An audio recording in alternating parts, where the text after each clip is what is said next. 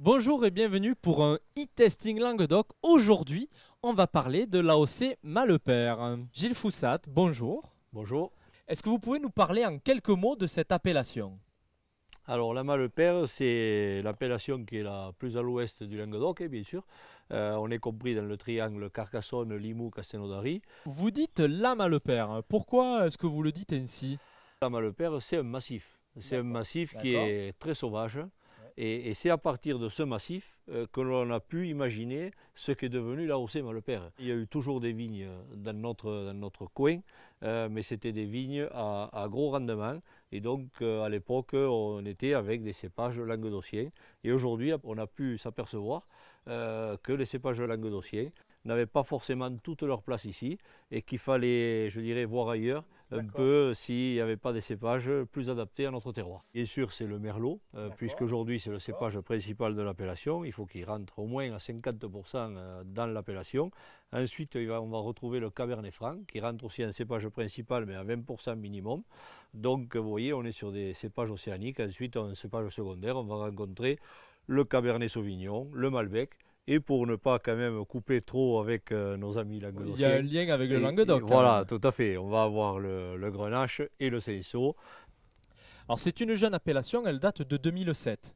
Est-ce que vous pouvez nous parler un peu du chemin parcouru? Je dirais que c'était la dernière appellation du Languedoc à avoir l'AOC et ça permettait de parler d'égal à égal avec nos amis des autres appellations. Alors certes, ils nous ont jamais mis à l'écart, mais bon, c'était officialisé un peu. Vous vous sentez mieux dans le groupe? On est mieux dans le groupe, voilà. Et puis ça a permis aussi de donner, je dirais, quelques lettres de noblesse à cette région. Et notamment au niveau des vins.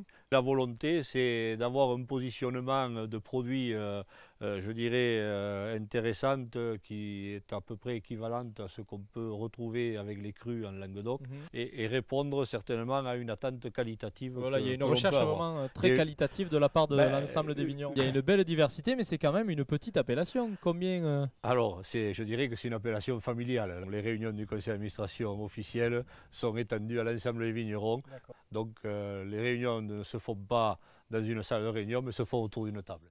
La Malepère, c'est 4 terroirs bien distincts. Ici, vous êtes sur le terroir de la Belle-Aude, qui est le terroir le plus au nord, où les vendanges vont être tardives. On va vendanger les merlots au mois d'octobre. Ensuite, vous allez avoir le terroir du Carcassès, qui regarde les Corbières, qui est le terroir à l'est. Là, on va avoir un terroir beaucoup plus chaud. Et là, on va rencontrer quelques grenaches et quelques cinsaults. Ensuite, on va avoir le terroir du Razès. Cette chance qu'on a sur ce terroir, d'avoir une exposition plein sud et aussi avoir des vignes en altitude. Et on a le terroir du Dominicain, bien sûr, qui est le terroir le plus près de Castelnaudary, un terroir qui est atypique à la Malepère.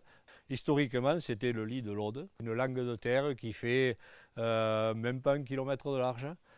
Mais on a une richesse dans ce sol qui nous permet d'avoir cette fraîcheur, ce fruit noir, fruit rouge, compoté, et aussi cette finesse qu'on va avoir avec le côté épicé qui nous vient de notre terroir, qui est de grès.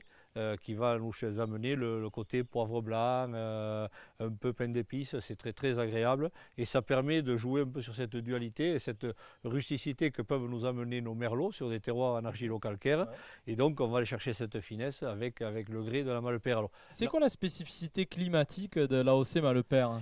Je dirais que c'est l'exception en Languedoc, puisqu'on est en pleine région de transition entre le monde océanique et le monde méditerranéen. Voilà, donc on va dire que le climat est 80% océanique et 20% méditerranéen. Quand vous buvez un vin, un AOC Malepère en rouge ou en rosé, qu'est-ce que vous aimez manger? Alors en rouge, on va aimer manger le cassoulet de Castelnaudary. On est mariés depuis 25 ans avec eux et aucun repas convivial ou quand on reçoit des clients, tous les repas se font avec un cassoulet parce que c'est vraiment le plat divin que l'on a ici. Et les rosés, par contre, on va être sur des rosés qualitatifs où on va pouvoir faire des apéritifs. Alors l'idéal, c'est vrai qu'un apéritif avec de la pastèque, avec du melon, nos rosés vont être à leur place, quoi. Eh bien, merci Gilles Foussat, vous m'avez donné faim, donc j'espère qu'on va pouvoir continuer cette discussion autour d'un verre à présent. Et à vous, je vous dis au revoir, bonne dégustation et à bientôt pour un prochain e-testing Languedoc.